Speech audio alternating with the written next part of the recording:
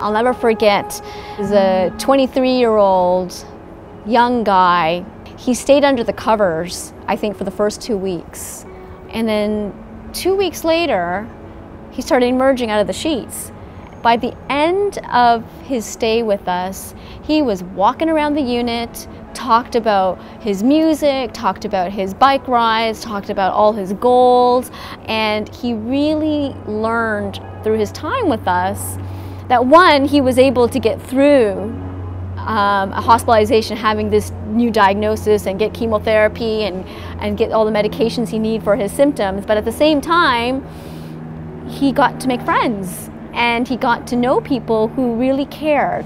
We need a teen and young adult program because we want to improve the cure rates and make sure that they get the quality of care that they need and ensure that they have the best quality of life long-term as cancer survivors. I don't think we should stop until every teenager in America is treated appropriately. And we're not big enough, and it's not appropriate that everyone flies here or to the other 3 or 4 places that are now on this bandwagon. So we got to make sure this spreads.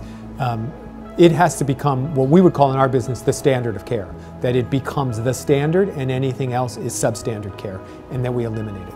So if there's an adolescent right now or a young adult in a room, in a double room, and the roommate's in a crib, we're messing up. We got to fix it today.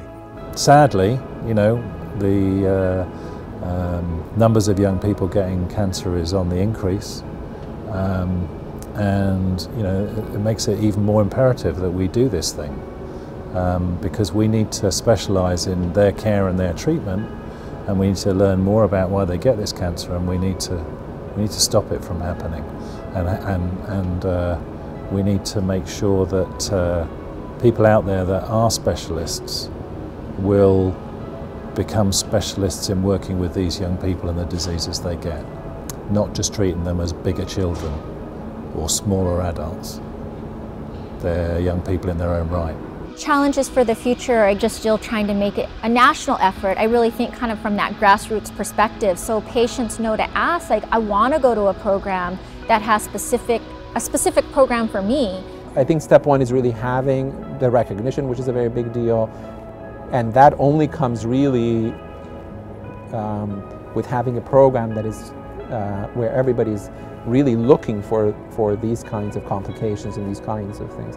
The second part is having a program where you can actually have the resources and ask for help and do something about it. I mean, not only is it the right thing to do when you just say, oh, doesn't that make sense?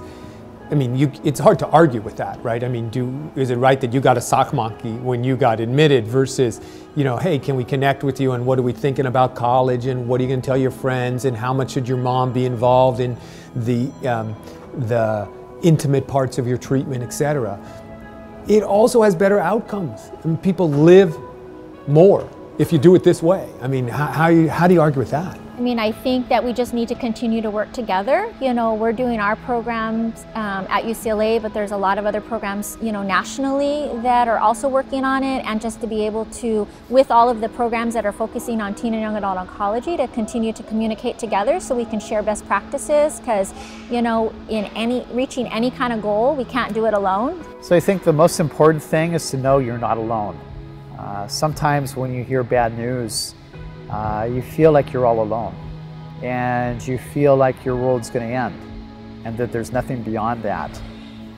But you have a group of doctors and nurses and friends that you're going to develop that have gone through the same thing and come out the other end and are doing well. Hang in there, persevere. You're not alone.